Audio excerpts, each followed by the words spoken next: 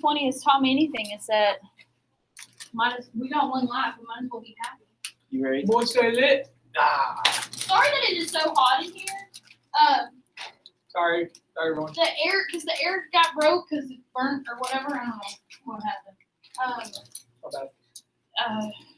I don't know when they're gonna fix it. So I emailed them this morning and said, hey, when you guys can turn my air back on?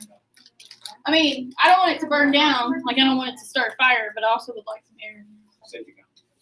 So on like your last day, we're just gonna have a party. No. Be like, hey. No, we don't. Throwing on your last day, you need to bring alcohol so we can party.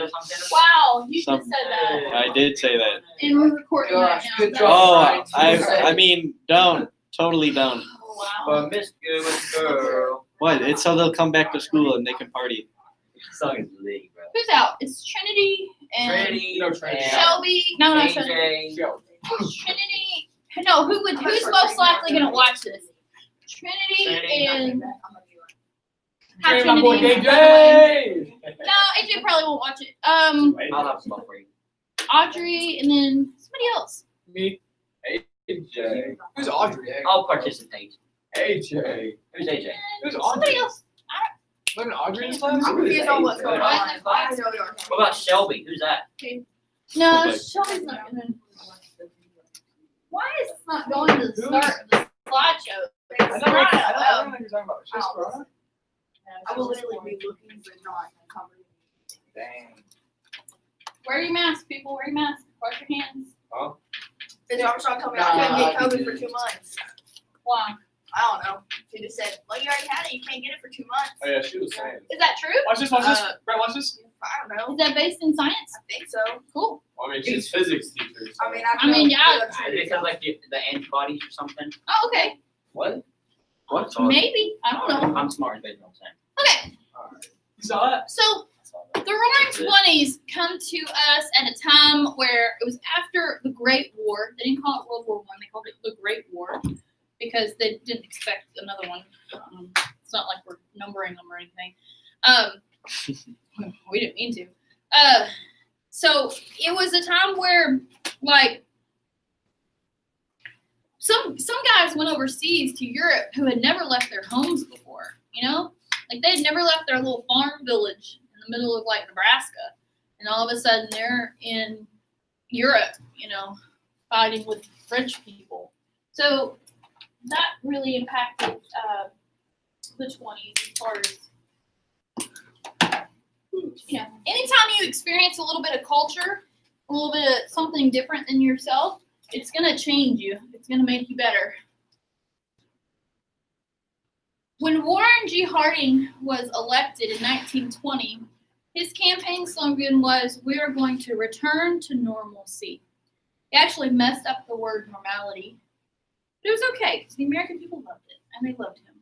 And they elected him. It looks cool.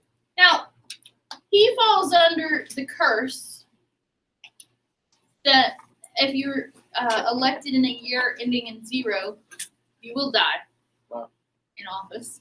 That's not big. That is perfect. Because I'm already like 78. Yeah, he's like 80. Well, Anyway. let me say something. So it started in 1820 with William Henry Harrison, who had done this Native American real dirty and just put a curse on him. And so every president ending who got elected in a year ending in O has deceased in office. Is that Every true? single one of them. Well, like Abraham Lincoln's 1860, McKinley was 1900. I'm skipping some of them because I don't remember them all. McKinley was 1900. He got shot. Harding was 1920.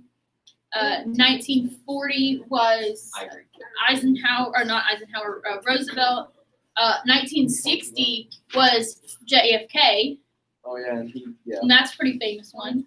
1980 was Ronald Reagan. Now, Oh, here's where the story turns, because in 1980, Ronald Reagan was shot. Or 1983, I think he was shot. And he survived. So some people think that he broke the curse. In 2000, George W. Bush was elected.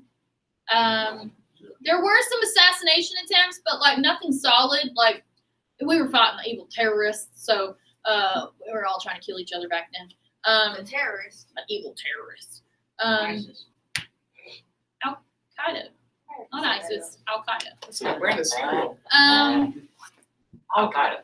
Al Qaeda. That's like the like Frosted Flakes and stuff. Really? Al Qaeda. That's cool. Shoot. Oh my God. You both like have a case. Like, Oh my God. Oh baby Jesus.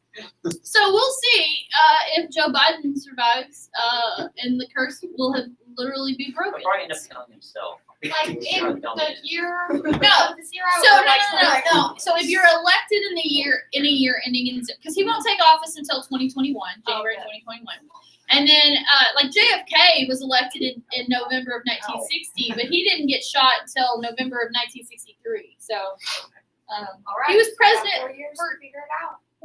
what do you want Joe Biden dead? No, I'm just gonna see if the curse is Oh, real. you just want to see if the Why is this I guy feel built like like you're that? gonna end up smelling the wrong He'll probably kid. end up making himself. You see his head, bro? Not all of them get shot. Some of them get sick and die. See, he's gonna Harding smell got the sick and wrong died, or his wife poisoned him. We're still not sure about that. Either way, they kid. stay He's dead. gonna smell the wrong kid and then he's gonna get sick and get COVID. Something's gonna happen. So Listen, I feel like he's getting some other kid. there's a Wikipedia article about the presidential curse. If you'd like to look it up, it really does go into detail. Some people call it the 20-year curse or the curse of Tecumseh, which was the name of the Indian who put the curse on William Henry Harrison. He told William Henry Harrison, he's like, you'll be the president, but you won't finish it, or something like that. And William Henry Harrison was only president for like a month. And then he Dang. What a scrub. Well, he was an idiot and gave like a 3-hour speech, inaugural speech in the rain, and got pneumonia. Wow. And Oh, I thought died. you were just gonna say he What got a shot. pleb. He was only president for like a He month. sounds like a noob. And he wasn't really president because he was sick, right? Yeah. Oof. Oh my God, those. So after World War I, there were a lot of soldiers returning and looking for work, and we didn't need tanks and guns and all that stuff anymore. So factories were starting to close. So we had a little bit of a recession because there were no orders for wartime goods. Yeah. Although Harding was only president for 2 years, there was a little bit of a scandal during his presidency called the Teapot Dome scandal. His Secretary of Interior, Albert Fall, accepted a bribe to lease government land to oil executives, and one of the pieces of land was called the Teapot Dome in Wyoming. Fall was sent to prison. Now, at the time, this was a big deal. It would have been majorly in the news. They would have had pundits talking about it on the news and all that stuff. Nobody really remembers this today. Although the state of Texas thinks it's important for you to remember it because they put it on the freaking teaks for some God only knows reason. Yeah, you said remember If the cabinet. you can remember that it was a member of the cabinet, that teapots go in the cabinet. If you can correlate the words teapot with cabinet, you'll be able to pass the question or get the question right. So it's just one of those dumb questions that they ask.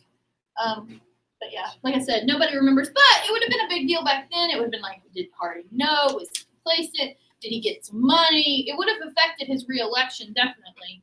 But we'll never know because he done dead. He was very popular because he didn't do anything. He let the country heal economically and emotionally, and he died 2 years into his term. But he was very well liked, and so there was a public mourning for him. And it was like, oh, that's sad. He had a stroke. Donald Trump went golfing. Know that? He does that a lot, doesn't he? Really? Oh, yeah, I know what rich old white people do. I guess. I golf. That's not I racist.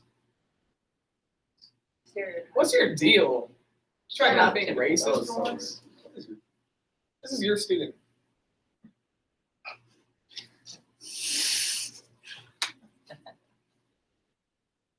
His vice president, Calvin Coolidge, became president. He was nicknamed Silent Cal because he didn't speak a whole lot. He spent very little money, whereas Harding liked to throw parties and give these big long speeches. Silent Cal was more like, just, no, not gonna do that. He also forced corrupt officials to resign, which that's pretty awesome. He was reelected in 1924 with the slogan, "Keep cool with Coolidge." So, people liked him. He cut regulations on businesses, and American incomes rose. People started to buy refrigerators, radios, vacuums, other things like that. Businesses started to advertise. This is the golden age of advertisements. Advertisements between like the 1920s and 1960s were just so good. So ridiculous and so good. He said the business of America is business. So one of the key differences between Democrats and Republicans, as far as economics, not even going to get into the rest of it, but if you look at just the economics and businesses, this is a very generalized statement, but Democrats often are for tax breaks to people, right? To individuals. Whereas Republicans believe in something called like trickle-down economics, where they believe in tax breaks to businesses. Because if businesses get tax breaks, then they're able to use that money to expand their business, to create new products, which they'll have to hire more people and produce more goods, which will trickle down and just be good for everybody, right? So Democrats are more directly, and then Republicans are more indirectly, right? There's good and bad about both, and it's whatever works, right? So Coolidge is under that Republican banner, where he's believing in laissez-faire economics. Is where you leave the businesses alone, you don't tax them, you let them do what they're going to do, and that will trickle down and help the economy, right? And so Republicans believe in lower taxes, less federal spending, higher tariffs. So you're not buying stuff from overseas. You're putting your money, you're buying stuff from within the country. It's generating more revenue for the country, and it would make a strong national economy. So one of our tariffs was like 60%, which is crazy. So if you're not shipping goods out, you're just keeping those products here in America, that's good for our economy. So. Alright. Most Americans during this time, wanted to remain isolationist. What is the root of that word? Isolation. Yeah, so we're coming out of World War I. We did not like getting involved and having a war and all that stuff. Nobody likes a war, except businesses. They like it because it's money. So we wanted to stay isolated, and we did that. We weren't pure isolationists. We did get involved a little bit. We had some dealings with Mexico. We gave Russia some money because they were dealing with a famine, which is just good for, allies and all that stuff. And we signed the Kellogg-Briand Pact, which I have never understood this. It outlaws war. How do you outlaw war? Like, how do you do that? It's good. But, like, what happens when somebody wants to start a war? Be nice. Only if that was that easy, right? I wonder if it was more symbolic than anything. It obviously didn't work. Why not? Spoiler alert, World War II is going to happen. Oh, I forgot about that year. Was it? What? Did you just ask if Hitler was even that bad of a guy? Is that what you just said? That's what he said. Oh, He like said it. That's what I heard. But like, I was just trying to draw a Like line. an artist. Yeah, he wanted to be an artist. He He's trying to did paint. get into art school. Had he gotten into art school, the world would have probably looked a lot differently now. He had a problem with faces. He could do landscapes. His landscapes are quite beautiful. But faces is what he had a problem with. Which I think is a lot telling about his personality. So then he didn't make it, so he Killed all the Jews. Fidel Castro wanted to play baseball for the Dodgers. Who did? Fidel Castro, Who's that? the former dictator of Cuba. Oh, okay. He just wanted to play baseball.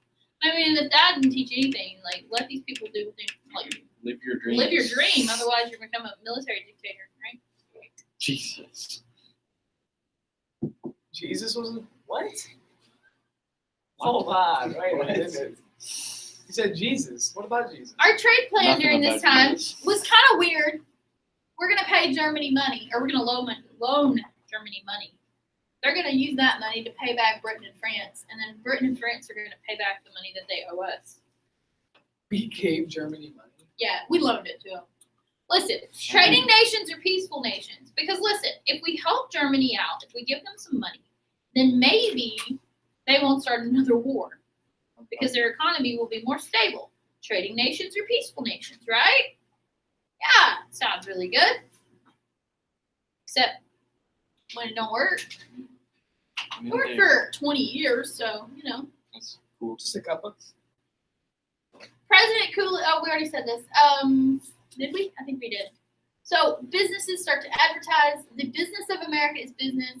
Lots of laissez-faire economics. Remember, laissez-faire means leave it alone. Let it be. Love that song. Let it be. Let it be. Yeah. I'll show you some advertisements here at the end in a second. So one of the biggest things that happened in the 1920s was Ford, Yep. and the Ford Motor Company. And we've talked about Ford a little bit. His time overlaps with like the Gilded Age and stuff like that. But really, he kind of shines during this period. He started the Ford Motor Company in 1903. The company only made a few cars a day. You'd have 2 or 3 men working on a whole car, and it would take them a few days to put it together. Now, cars back then were not like cars today. There was very few components, but it's really cool if you've ever popped the hood of an old car. I would recommend that. Even if you don't like cars, go to a car show where you can see all the old antique cars. It's really kind of interesting to look at like the dash and like the panels and all that kind of stuff. I don't care about that stuff, but I love that stuff. I think it's kind of interesting to see like what priorities were in different time periods. He had a dream of producing a car that was reasonably priced, reliable, and efficient. And so he saw that through with the introduction of the Model T in 1908. Now, we are kind of used to car companies making multiple models, and there being many different car companies, right? There were very few car companies back then, and like Ford, they only made the Model T for like 20 years or something like that. Like that's all they made. They didn't make anything extra. I mean, the body design changed a little bit, and you'd have open roof, and then you'd have a closed one and stuff like that. But for the most part, the engines and all the components and stuff like that didn't change. By 1918, half of all cars in America were Model Ts, which is it's a lot. He was able to sell cars cheaply because they were mass-produced and standardized on an assembly line. The video said this: your only job may be to screw in 4 screws and then pass it along. That's all you did for 8 hours a day is screw in 4 screws. So you're going to become very fast at your job, and you're going to become very good at your job. And so they were able to turn out these cars very, very quickly because that's all you did.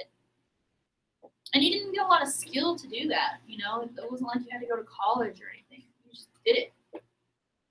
Car making used 20% steel, 80% rubber, 75% plate glass, 65% leather. So it was good for America's other industries as well.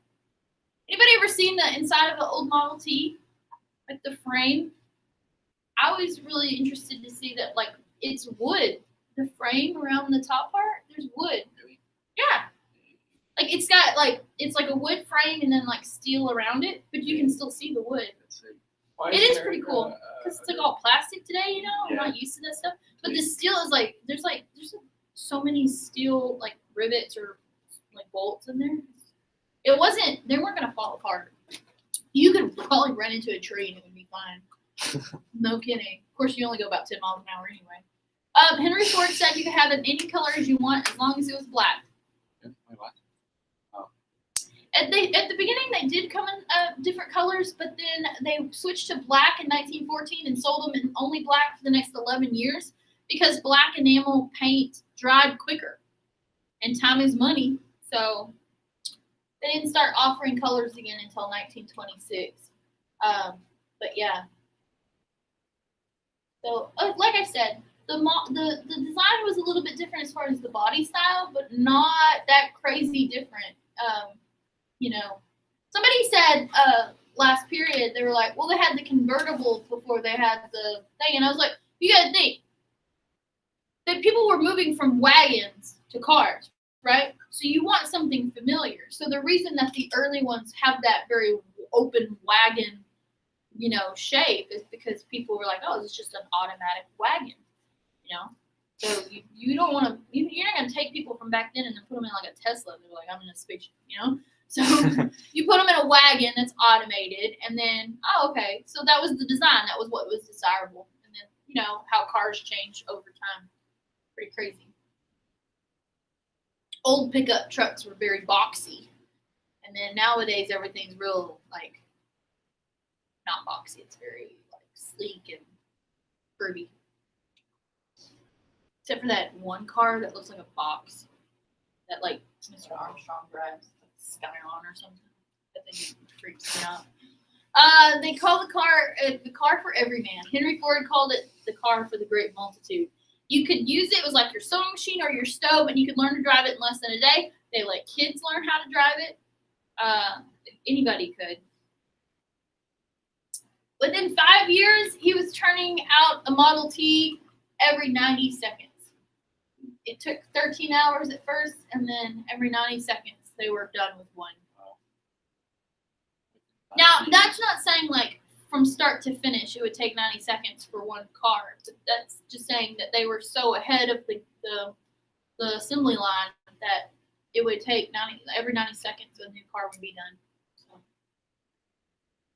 And of course, the real invention wasn't the car; it was the assembly line, because you can take this idea and you can put it where in a refrigerator factory, you can put it in a vacuum cleaner factory. You can do this everywhere, and this is what we still do today.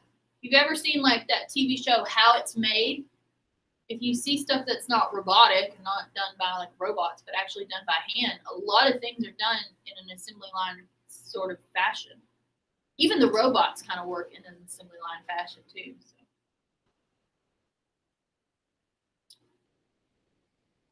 General Motors also started selling cars at the time, but not as much. And you think about it, because you have cars and you have all these cars on the road, that's one thing. But you also need mechanics, you need gas stations, you need parts shops, you need truck stops, you need highways and roads. All of these other industries are going to come up, and they're going to create jobs. So it's a very prosperous time for America, because, like, you know, it was crazy. You could also move away from the city, which was really good and important. Nobody wants to live in town.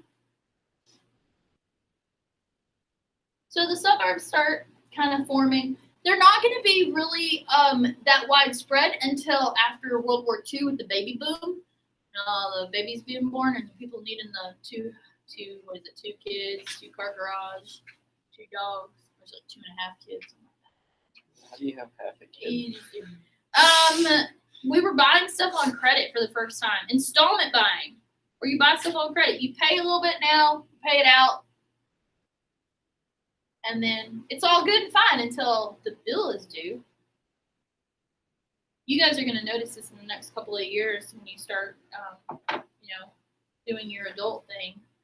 But it's very tempting to get a credit card and buy stuff. I'm not talking about a debit card. I'm not talking about the card where it deducts from your bank account where you have your money. But I'm talking about a credit card where, you're issued a line of credit and then you can put stuff on it and then pay it off.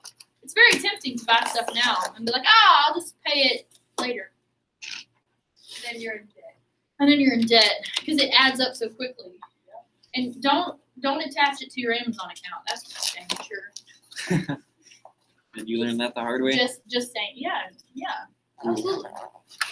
By the late 1920s, more people were investing in the stock market, and people started to become rich overnight. So spoiler alert, the era that comes after this one is the Great Depression. Let's go. Stock market's kind of hard to explain.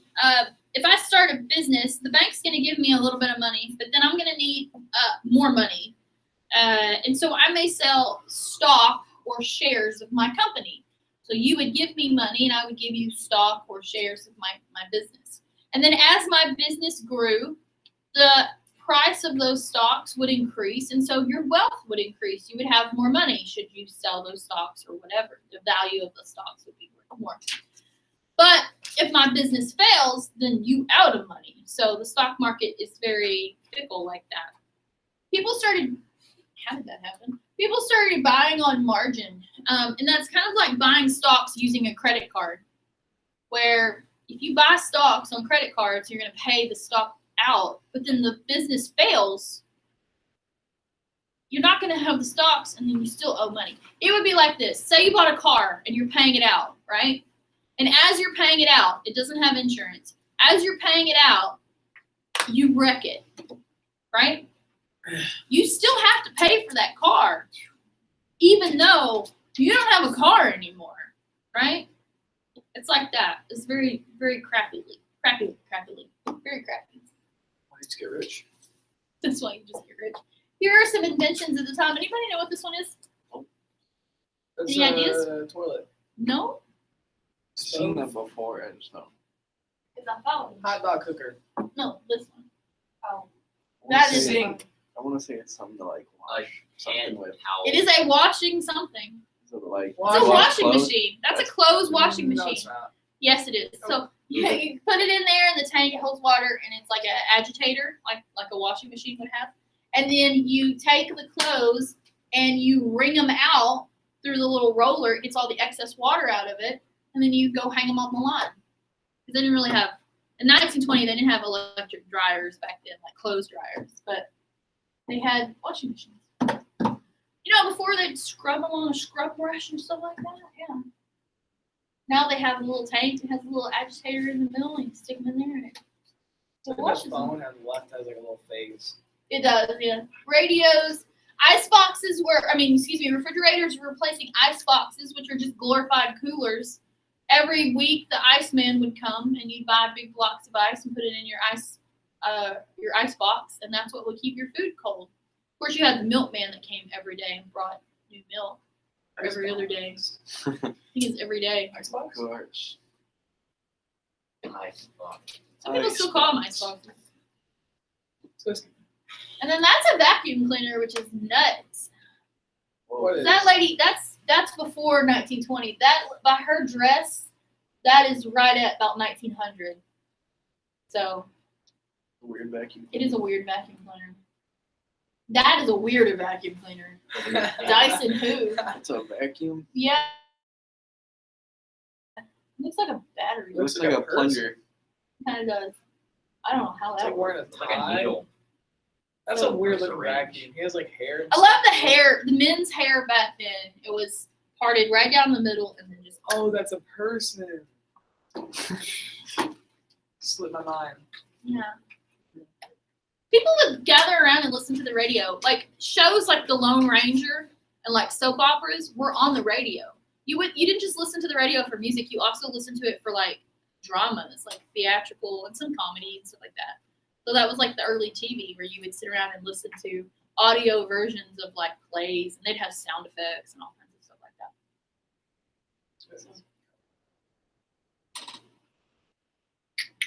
Oh, Okie dokie, put these in your folder. yeah. Hey, I kind of Is forgot. it almost time to go?